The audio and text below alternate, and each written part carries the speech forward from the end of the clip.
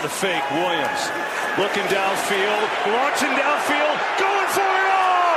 It is caught. Bears win it. DJ Moore.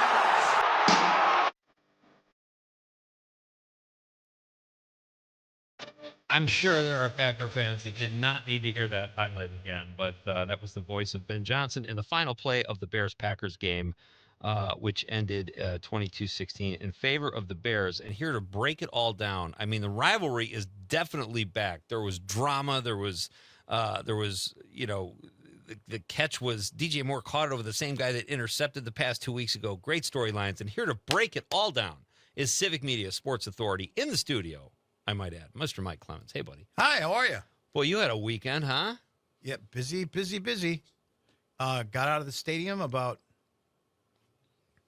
1, worked until about 4.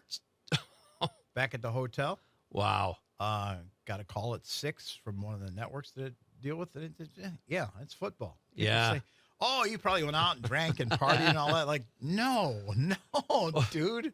No, there's too much stuff to cover. That was the first time I have not heard Soldier Field that loud in so long. And it's that to me said, Bears fans wanted revenge for 2 weeks ago, but mostly it said this is a rivalry again. It's not just the Packers' dominance, which has been, with the exception of a few interspersings, 30 years almost. I started taking note of that in the fourth quarter because with 5 minutes left to play, Green Bay had pretty much controlled the whole game. Yeah. They had not outscored them. But the offensive line, kept Malik Willis protected. Stepped up, yeah. They were running the ball, running jet sweeps, moving the ball. Defensive line contained Caleb Williams. The secondary had plaster coverage on their receivers. Caleb didn't have much to throw to. Right. And then Ben Johnson took the gloves off, started calling shots, started calling plays, and this is what Caleb does. And that's how they've been winning a lot of their games. But on that touchdown play at the end in overtime, we asked, because I cover both locker rooms. I never understand why people just talk to one team. Right. There's great stories on the other side. Oh, yeah, especially in this game, yeah. And Ben Johnson alluded to it, and Caleb, the quarterback, said, yeah, Ben called me on Wednesday. I went in. We looked at some stuff. He showed me this particular play. We went it over. We ran some reps on it on Thursday, and they had that in their pocket all night. And they pulled that one out when they had a first down after they had regained control of the ball when Malik had this unfortunate quarterback-center exchange snap, and he fumbled. And they just took that shot, 45-yard play, and beat Keyshawn Nixon on a crosser. It was an amazing throw. It was like in the air, 55-plus yards, and he was kind of fading when he threw it. It looked like an Aaron Rodgers type play. But here's what I don't understand. I heard that. Oh, we practiced it. It was just there was nothing fancy about the route. It was like a post route, right? Right down the field. Like, they didn't have that in the arsenal already? No, it's the formations. Okay. It's the stuff you do pre-snap. Okay. It's the placement. It's anticipation, what you're going to see in that situation, in that part of the field. On first down, what you anticipate Hafley's going to give you for a defense, and what just might work. But let's keep that one in our pocket for that particular situation. I just think Ben Johnson essentially just wants to make sure about ball security and keep him in the game, and then let him take his shots. Now I asked LaFleur about the play yesterday after he'd had a chance to see the tape. He said, "Yeah, we've seen that play. Yeah, sure." So He's also trying to be the coach who says, I knew they were going to do that. Yeah. Right. I could have told you they were going to do that, but he didn't.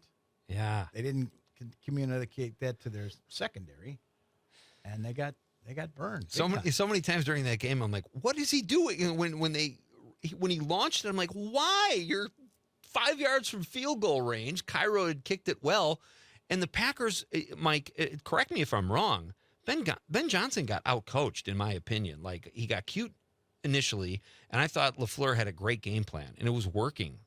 I mean, am I wrong about that? No, I actually tweeted by the end of the third quarter, start of the fourth.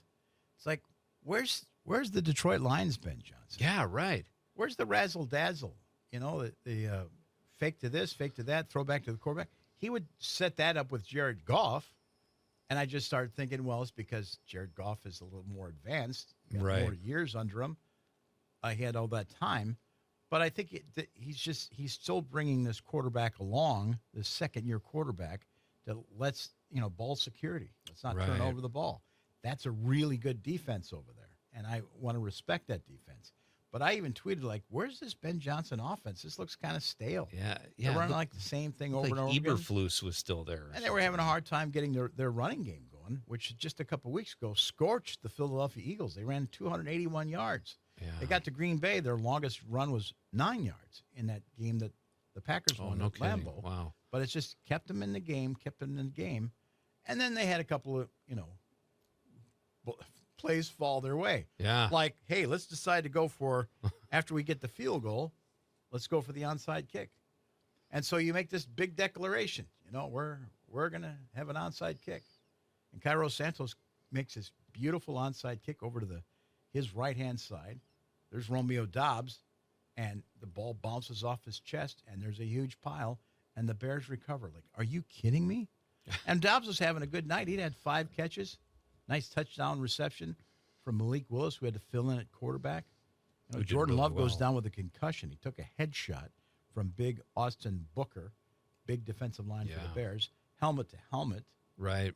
But there's Doubs, a receiver, supposed to be good with his hands, and he just can't get the handle on the football. It's bobbling around. And at that point, then after the game, we went up to Romeo Doubs and said, all right, so what happened on the muffed onside kick?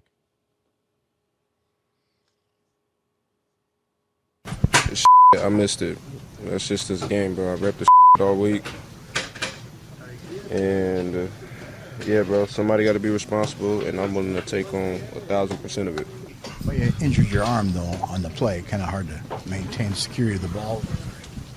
Yeah, I mean, dude, that's just this game. This is the injury rate in this is high, and yeah, that's it happens, Did the wind affect it at all? It was very windy when the ball's in the air. This was on the ground. Nah, man, I just misjudged it. Credit to them. It was a great kick by him, and just on my end, I got to be better on securing the ball in a situation like that, but. It is what it is, man. Is that the position you're in on onside recovery when you rep it throughout the week? Yeah, all situations from, being down X amount of points or a tight game, something that we do throughout the week. I just didn't do the job right. Like I said, man, I'll take 100% of this game. That clip compliments of my guest who is here in studio with us, Civic Media Sports Authority, Mike Clemens. He was answering your question, Mike. That was great. Boy, you feel for the guy. It's like not how you want to. You don't want to be that guy. No. If he catches it, it's over. Right.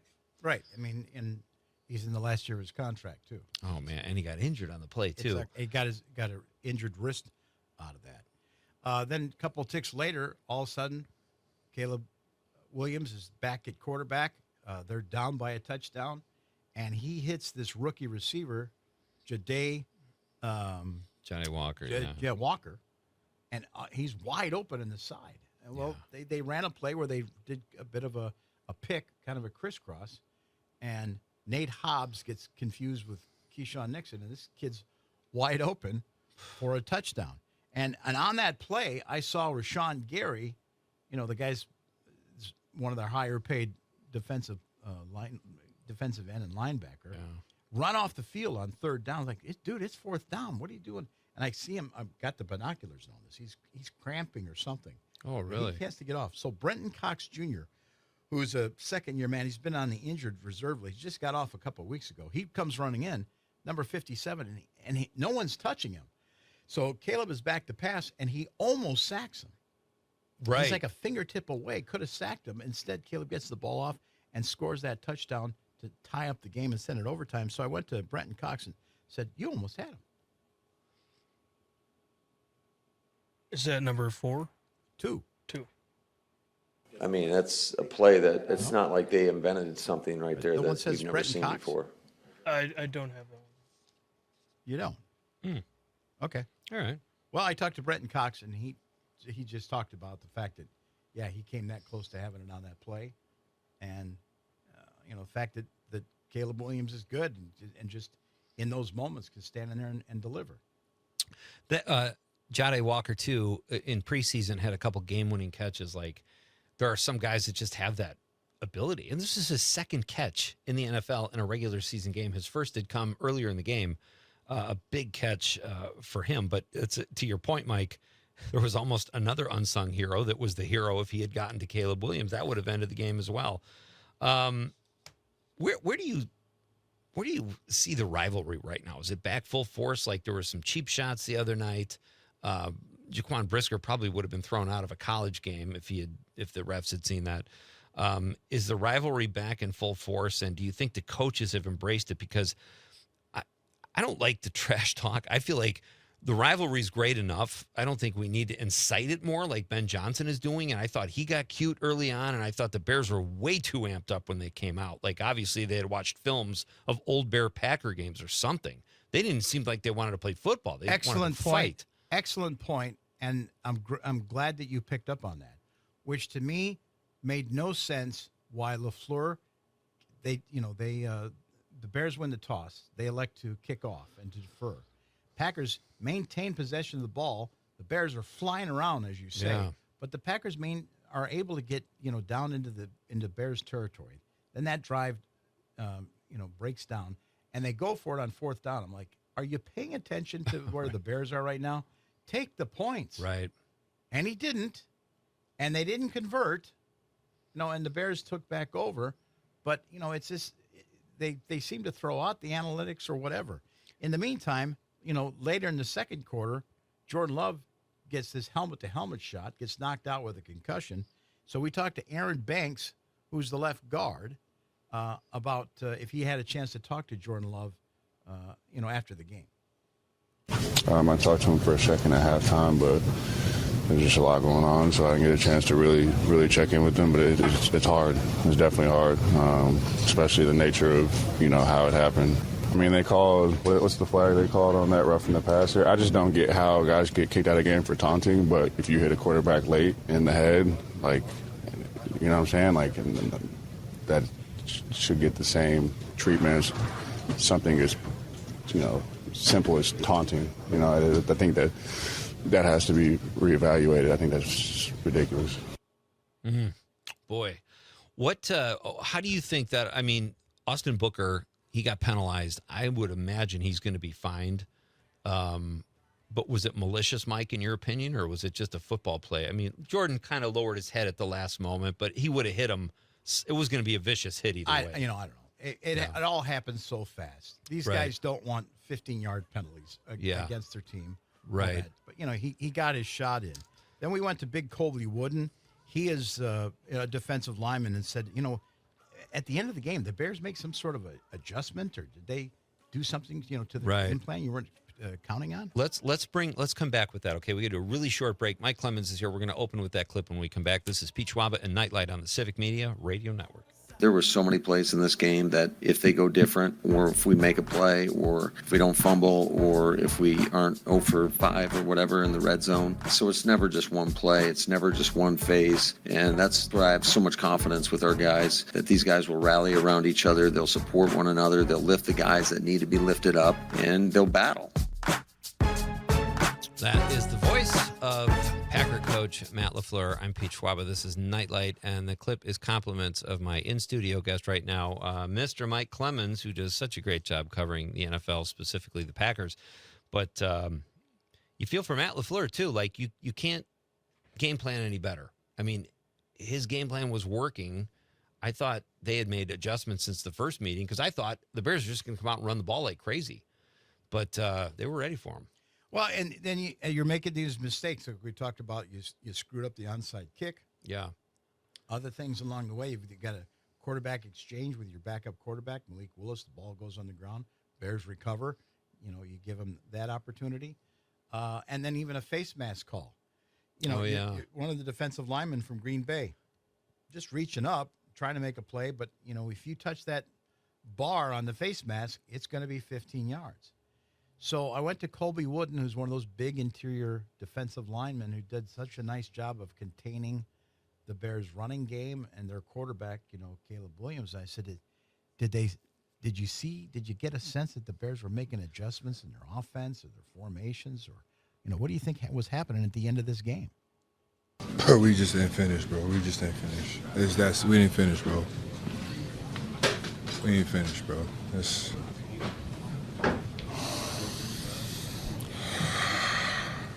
We just ain't finished, man. That's it. We just ain't finished. I mean, and that's it. What can you say? Yeah. And I forget. I'm sitting in a toasty press box. This is nice as the studio is right now.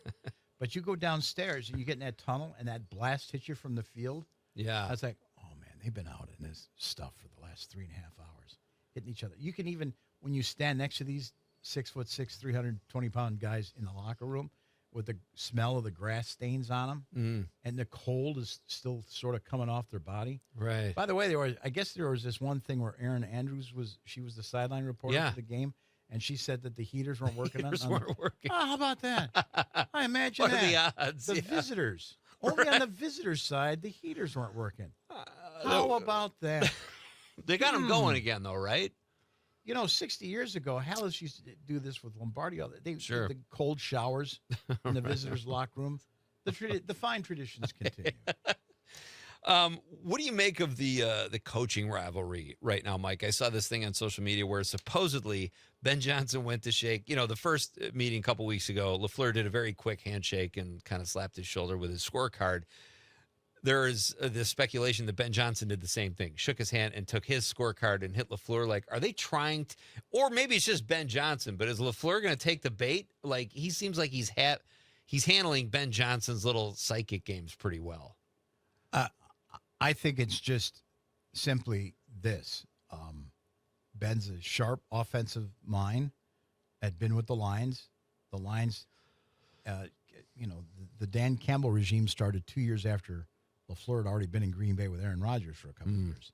It completely changed the Lions franchise that hasn't had a championship since the 1950s and only been in the playoffs a few times, went 0-16 a few years. Right. And that was with Matthew Stafford at quarterback. And they started beating the Packers. And, that's a rivalry alone. Ben Johnson gets hired by the Bears. He tells all the fans, I love this job. Last summer, I brought my family here to a Cubs game. Had no idea. I love Chicago. And I'm going to love beating Matt LaFleur twice a year. That's all he said, because he's already been doing it as a Lions offensive coordinator. And it also harkens back to something that Lovie Smith did 20, 25 years ago when he said, the top three things we're going to do is we're going to beat the Green Bay Packers, we're going to win our division, and we're going to go to the Super Bowl, which he did. They didn't win, but they got that far. So, he's playing to the press, that's all. LaFleur doesn't want to get any part of that. LaFleur doesn't want to be a meme. He doesn't want to be He doesn't want to be, Dennis Green, and we knew they were going to crown him. He doesn't want to do that. But there's competition. So if these guys decide to have these quick handshakes, whatever, let it happen. Mike, we have about a minute left, maybe not even. No, we have about a minute left. Malik Willis came in, did a great job. With a concussion, you just don't know. Who's more likely to be healthy enough to go this weekend, if you even know that? Or I don't. I would assume that Jordan Love would be ready, but who knows? I mean, that's up to the protocol. And, and then Malik Willis at the end of the game has a shoulder injury. Yeah. And to be frank, I'm not sure if it's the throwing shoulder or the left shoulder. I don't think if we got that. But we did find out that the emergency quarterback is either Josh Jacobs, the running back, or Jaden Reed, the wide receiver. I heard that. I was like, oh, my God. Con, any closing thoughts? Why don't you jump in here, buddy? I know you're lamenting all the injuries the Packers have right as the playoffs. I mean, it sucks, but, And then they play the Ravens on Saturday night at 7 o'clock at Lambeau Field. And Lamar Jackson's got a bad back now. He had to leave the game yesterday, the Ravens game yesterday with a bad back. Is there a word on him yet for this weekend? Is he out? No, we don't know yet. Yeah, we won't know until Wednesday or Thursday when they start issuing the injury list. And if they're able to participate in practice. Lots of storylines to follow, Mike. You got your work cut out for you. I do. I do. Thank you for coming by. This is fun. Well, appreciate Always it. love having you here, buddy. Love the show. All right, thank you. That's Mike Clemens. Follow him on Twitter, Mike Clemens NFL. He posts great stuff, and his commentary is unparalleled.